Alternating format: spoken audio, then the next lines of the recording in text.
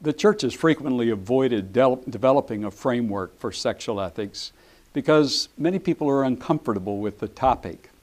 And if we have talked about it, it's often been in very negative terms, the thou shalt not. I think the first thing to say in developing a framework is that we start with the goodness of this gift of physical intimacy. In Genesis chapter 1, again and again, we read about this very physical creation in which it is imbued with sexuality throughout nature and in human beings. And there is the statement, and it was good, and it was good.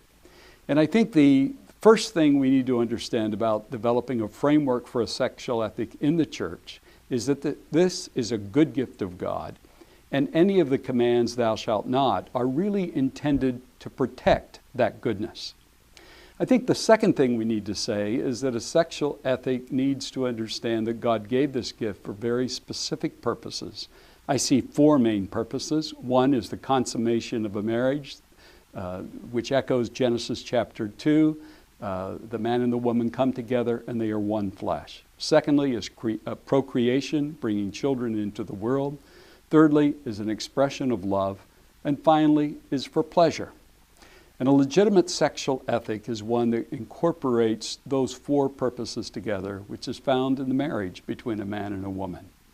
That's the basic framework I think that the church needs to develop today, and that's the kind of framework that we need for men and women and for young people to carry out God's commands regarding human sexuality.